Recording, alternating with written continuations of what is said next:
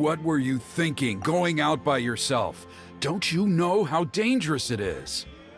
It's okay. Toba helped me. And we met some kind strangers who helped us. And Kind strangers? What made you so sure they were so kind, huh?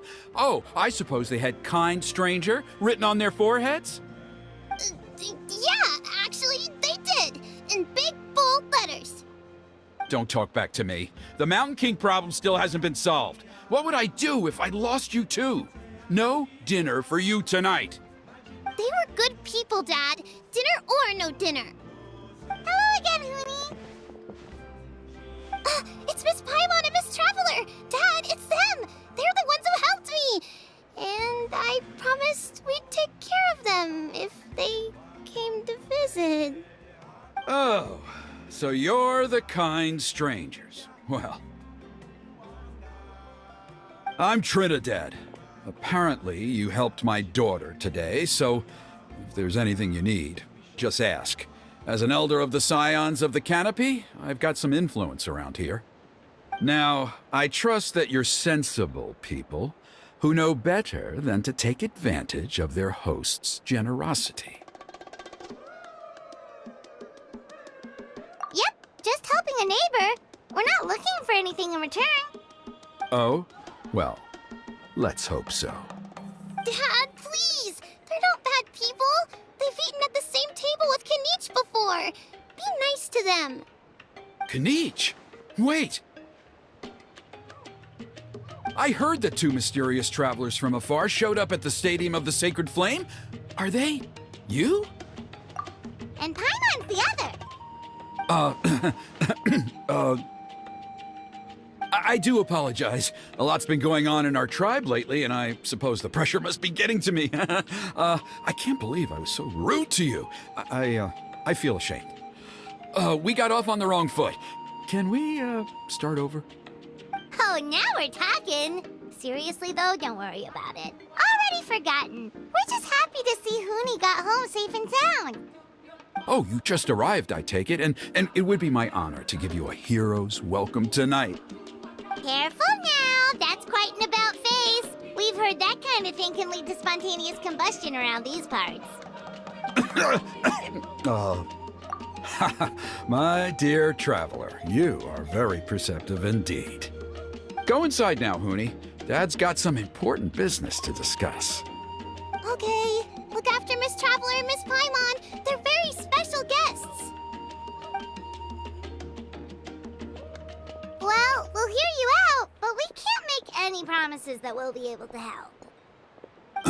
Well, this is a matter of utmost importance. Please, allow me to explain. For many years, our tribe has celebrated the Turnfire Night. It is a traditional ceremony among the Scions of the Canopy in which we remember our ancestor, Burkina, and his companion, Kangamato, the Mountain King. Burkina was a hero who bore the ancient name Malipo, and Kangamato was a powerful Yumkasor warrior. Together, they fought against the Abyss. They were victorious, but it came at a great cost. Burkina paid with his life. The Mountain King survived, but was contaminated by the Abyss, and he remains in hibernation to this day.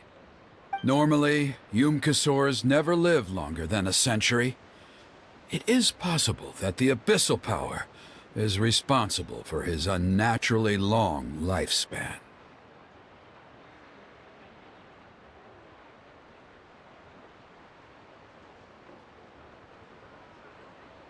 Oh, that's right.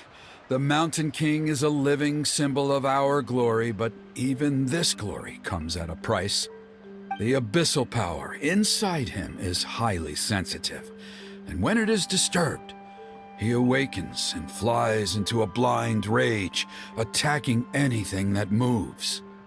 So, besides the ceremony, another important part of Turnfire Night each year is cleansing the abyssal power inside the Mountain King so that he will remain sound asleep. However, Abyss-related incidents have been on the rise in that land lately, as I'm sure you're both aware. As a result, it has become increasingly difficult to keep the Mountain King in hibernation. Only 5 months have passed since the last Turnfire night, and he's already showing signs of instability. Has he woken up again? He has. We managed to contain the situation by performing a makeshift ceremony right away, but it was a close call. He could reawaken at any moment. Also, he attacked and wounded my companion, Nana, during the ceremony. She became contaminated by the Abyss as a result, and... We heard. Such a tragedy. We're really sorry for your loss.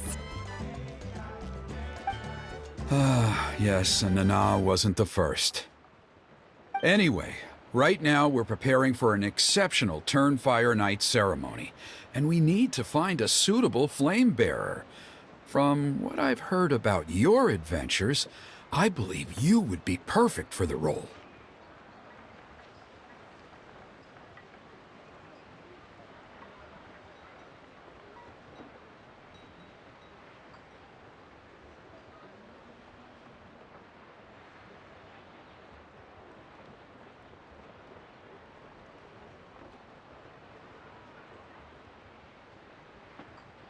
Of course. Plus, he's a bona fide hero who inherited the Malipo name. Oh, you mean Kanich? Yes, he's the one. A hero, worth his weight in gold. And unfortunately for us, he's all too aware of that. No prizes for guessing what he said when I asked him to host a Turnfire night outside of the annual schedule. An exceptional ceremony? Oh, I'll have to charge an exceptional price. I swear, no other concept exists in that boy's brain.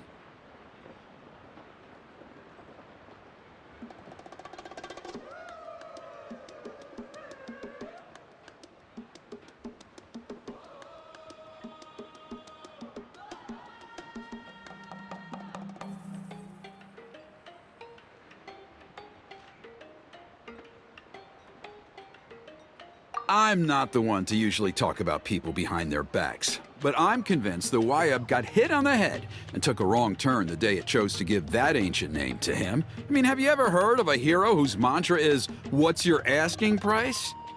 Oh, and don't get me started on that insufferable Ahau he hangs around with. Thinks he's God's gift to mankind. Pompous fool. Yeah, Paimon has to agree on that last part.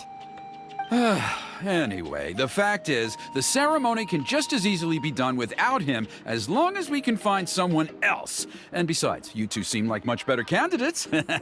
So, what do you think?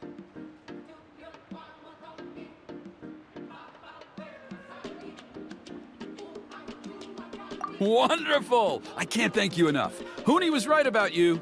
You have kindness in your hearts. Come with me to the other side of the mountain. I'll bring you up to speed on each step of the ceremony. Us experienced warriors, I'm sure you'll pick it up in no time.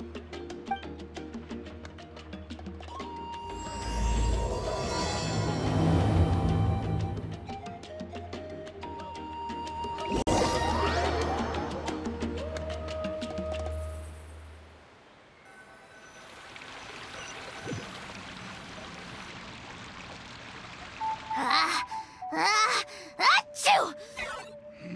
Curses! Who dares insult the great Kahul Ahau behind his back? Oh, great Kahul Ahau, bless you. Shut your filthy mouth, worm of the abyss! Your putrid words defile the air we breathe.